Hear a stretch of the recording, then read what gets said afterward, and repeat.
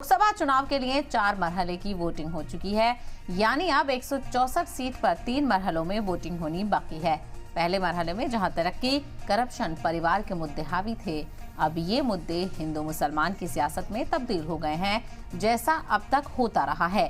Congress BJP पर राम मंदिर के नाम पर मुसलमानों के खिलाफ नफरत, सीएए, एनआरसी, यूसीसी से पोलराइजेशन और वोट के लिए हिंदुत्ववादी सियासत का इल्जाम लगा रही है, तो वहीं बीजेपी अपोजिशन पार्टियों पर मजहब की बुनियाद पर रिजर्वेशन के लिए राम मंदिर के बायकॉट, मुस्लिम वोट के लिए पाकिस्तान की तारीफ, वोट के लिए मुस्लिम बजट बनाने की कोशिश और मुस्लिम के मजार पर फातिहा पढ़ने का इल्जाम लगा रही है।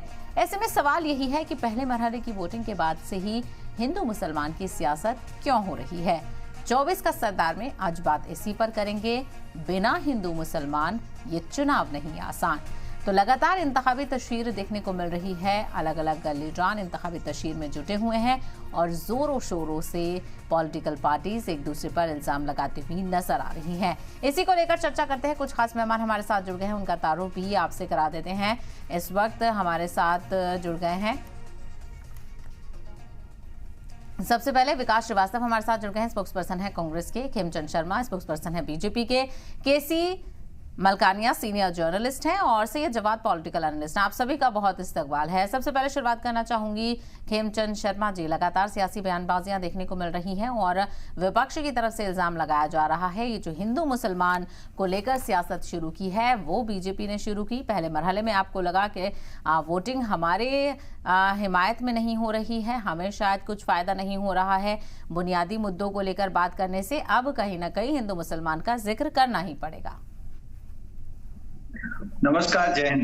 देखिए, भारतीय जनता पार्टी हिंदू मुसलमान की बात नहीं करती। भारतीय जनता पार्टी विकास की बात करती है। भारतीय जनता पार्टी ने साल में सिर्फ और सिर्फ विकास किया और विकास सभी के लिए किया है। इसीलिए हमारा नारा था सबका विकास, सबका विश्वास, और उसी के आधार पर हम लोगों ने काम किया। हमारी जितनी भी योजनाएं, पीएम आवास योजना जिसमें हमने सबको घर दिए, हमने किसी के साथ नहीं गए, हमने घर का टॉयलेट बनवाए, सबके घर बनवाए, उसमें किसी तरीके की दुहात नहीं दी। पीएम किसान के माध्यम से 11 करोड़ से ज्यादा किसानों को मदद दे रहे हैं। सभी किसान दे रहे हैं, हिंदू भी हैं, मुसलमान भी हैं, सिख भी हैं, ईसाई भी हैं।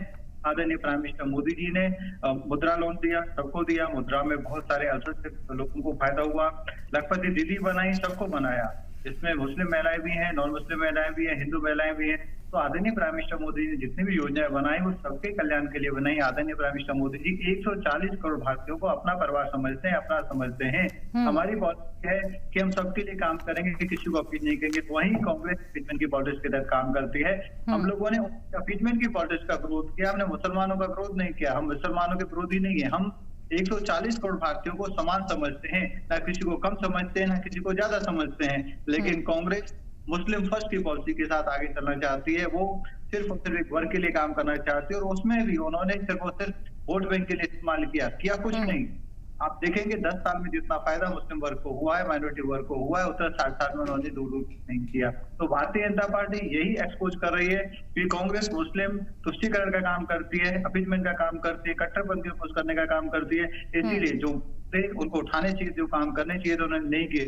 ट्रिपल तलाक जैसा एक कह सकते हैं गैर जिम्मेदार या गलत कानून जो पहले ही हट जाना चाहिए था, लेकिन नहीं हटाने का काम कांग्रेस ने किया, क्योंकि वो कट्टरपंथियों को दबाव में थी। मोदी जी कट्टरपंथियों को दबाव में नहीं थे, बहनों की समस्या समझी, देखी, परिवार टूटते हुए देखे, परिवारों में समस्या देखी और उन्होंने हटा दिया। तो हम सबके लिए काम करते हैं। तो आदरणीय प्राइम मिनिस्टर मोदी जी ने क्लैरिफाई भी किया है, जैसे उन्होंने नॉमिनेशन किया उससे पहले इंटरव्यू में बताया, अरे मैं मुस्लिम और हिंदू मुस्लिम करने के लिए नहीं आया हूँ, मैं देश को विकसित राष्ट्र बनाने के लिए आया हूँ, मेरी ड्यूटी है, मैं वही काम कर रहा हूँ। और आप ये प्रैक्टिकल में देखिए, उनकी किसी भी योजना पे धुआं नहीं है।